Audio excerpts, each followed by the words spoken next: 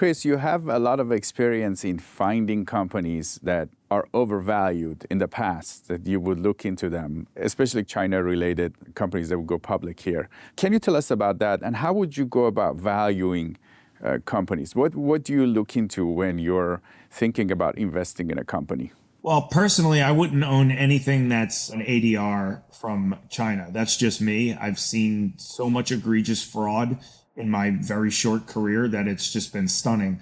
There's a movie on YouTube that anybody can go and rent. It's called The China Hustle. It's, an hour and a half. It's a great movie detailing the company that I used to work for, which was called Geo Investing, who, along with people like Muddy Waters and some of the earlier short sellers, went through and performed due diligence on dozens of US listed China-based companies that were just outright faking their numbers and faking the fact that they had a business. And no one in the United States did any type of due diligence on them, not the auditors, not the exchanges. So they got a listing, they got a huge market cap, and they got to file fake numbers with the SEC. And then ultimately management, in a lot of these cases, got to abscond with, hundreds of millions or billions of dollars in shareholder money cumulatively without any consequence, because we don't really have jurisdiction to do anything over there. And so what the movie details is basically how these companies were presented to US investors versus what the reality was when a couple of boutique research firms who are actually committed to the truth as opposed to just scraping up fees went to China and did on the ground research and found out the factories don't exist. The companies don't exist. We would compare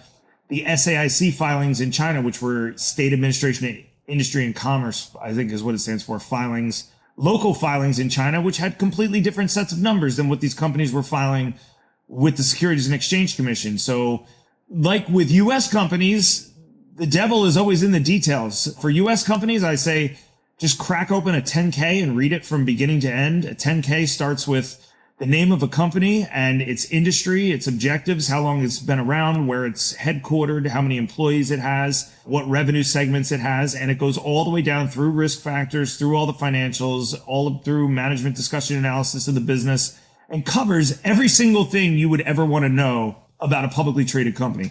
So if you go and read a 10K, an annual report, you're ahead of 98% of people on Wall Street who just get their information from these sell side analysts as cliff notes or are too lazy to actually do the research. How I go about valuing a business, obviously, you want to look for a business that's growing for the most part, unless you're looking for like a special situation, a company that's been unfairly beaten down and is at an inflection point where they're about to turn around the business. But I think the basics of what like any novice investor should look for, which is like modest growth, a good total addressable market, a price to earnings ratio that is on the lower end probably versus its peers, maybe a little bit undervalued versus its sector, which is a great way to value things. So if you're looking at an auto company, how does it compare to the other auto companies? You don't compare it to NVIDIA.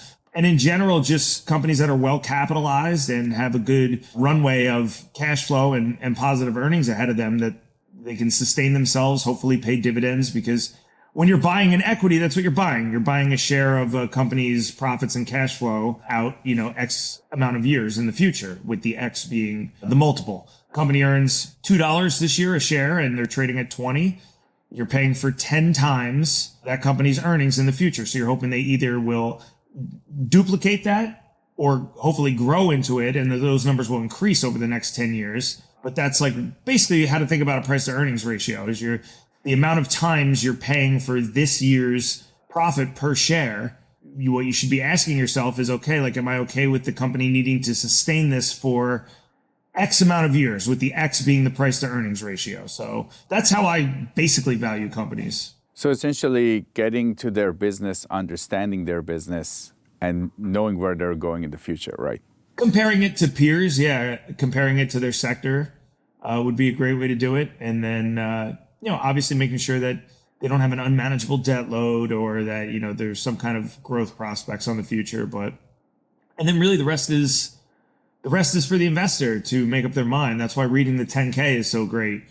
You can get to the end of that, and between that and earnings call transcripts, really get a good feel for where a business is at. And it doesn't matter what industry it's in. If you know the industry or not, you can usually familiarize yourself with it enough to hopefully make an educated decision. And so that's how I try to do it.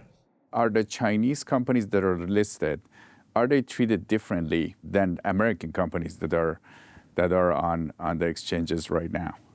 Do they have to go through the same procedure of audits? Yeah, they do, but a lot of the companies that they use are like, so if you take the auditors and you plug them into like the PCAOB, a lot of the auditors are very small. Sometimes they're 1 or 2 person shops, essentially places where you can buy an audit if you don't want to. Some of them also, you see in the movie The China Hustle, some of them have also like adopted the names of some big firms, but they're not part of the big firms. So for example, something like Deloitte India. Now, I don't even know if that exists, but like something like that, people say, oh, okay, like Deloitte's name on it.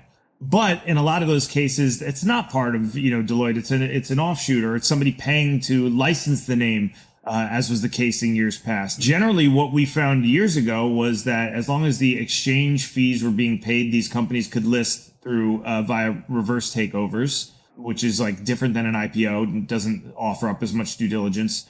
I think the difference and the structure is different. They go through these variable interest entities, which is different than owning actual equity in the company. You actually own, I think, part of a contract. And so it's a little bit more convoluted. But the general problem is they're just not here in the US.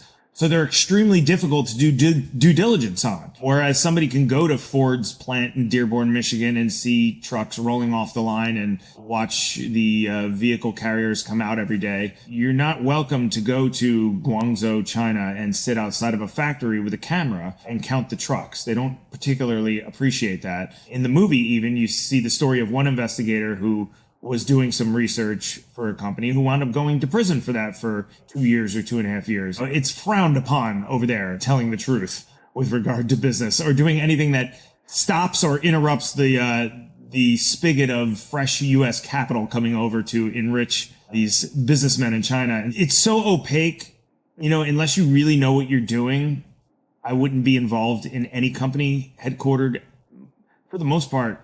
I mean, honestly, with the exception of like extremely well-known companies like LVMH and maybe Bayer, like just example companies that everybody knows about.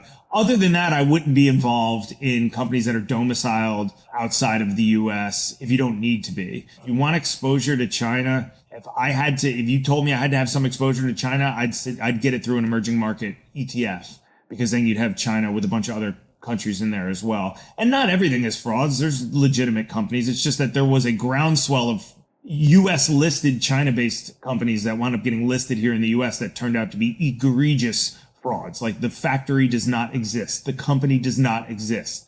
And the insiders are cashing out millions in stock. I think the main handicap is people think that auditors look for this stuff and they don't.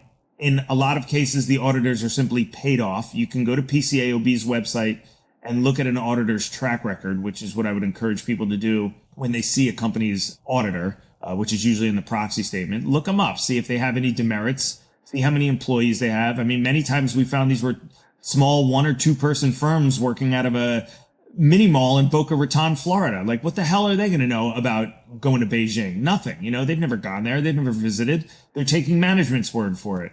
And management has no reason not to lie because there's no consequences. It's pretty ugly. And I wouldn't necessarily be trying to pick stocks domiciled in China listed in the US, especially if I was a novice investor.